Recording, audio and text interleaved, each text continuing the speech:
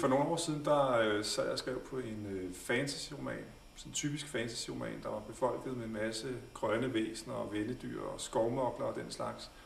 Man var meget optaget af det, og så arbejdede sådan relativt intensivt på det et par år, hvorefter jeg sendte det til mit daværende forlag.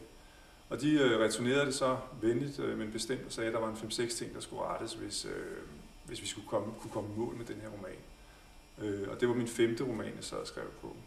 Det blev jeg sådan umiddelbart ret vred over at sende det så til et andet forlag og fik et møde op at stå og lavede så en aftale, hvor vi kom ind og mødtes, og de læste mit manuskript selvfølgelig, og gav mig så en tilbagemelding, hvor jeg skulle rette 10 ting den her gang. Den her gang, der blev jeg ikke vred over det, men blev mere slået ud af det, og tænkte egentlig, er det overhovedet værd at bruge tid på at skrive? Og jeg blev meget, jeg mistede lysten til overhovedet at beskæftige mig med at skrive. Jeg opfattede det ikke på det tidspunkt som en skriveblokering, men det har jo været en form for skriveblokering, der så mere udmøntede sig en slags substansblokering, hvor jeg bare ikke kunne skrive noget, der sådan rigtig gav mening. På et tidspunkt, mens jeg så sad og skrev den ene meningsløse side efter den anden, for at dog at holde mig i gang med en form for skriveproces, der gik jeg så en tur på biblioteket og fandt en bog der hed Tekster til tiden. Det var sådan en, jeg hævde ud ved et tilfælde af reolen. Og den var skrevet af en psykolog, der arbejdede på Københavns Universitet. Hun hed Lotte Riniger, og hun henviste sig til en amerikansk skriveprofessor, der havde skrevet en hel bog om free writing, eller non-stop skriving, som hun oversatte det til på dansk.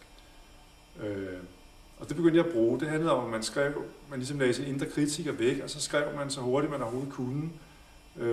Og så med slukket computerskærm for eksempel, og så kiggede man først på teksten bagefter, og prøvede ligesom at tage stilling til, hvad virkede i det her, og hvad var der, hvor lå kvaliteten hen, og var der nogle gode idéer og nogle gode formuleringer. Og den teknik begyndte jeg simpelthen at bruge. Og på den måde kombineret med at skrive sådan mere frit, undersøgende, afdækkende, idégenererende, så langt som man siger, fik jeg sådan skrevet mig tilbage til at finde noget interessant i det at skrive, og ligesom finde en motor i processen.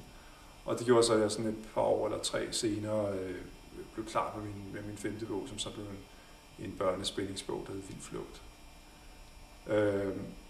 For mig, der blev det historien om, nødvendigheden af at blive ved med at prøve at finde det, vende tilbage til det undersøgende og det legende i skriveprocessen, uanset hvor pligtagtig eller hvor udefra motiveret ens skriveprojekt er.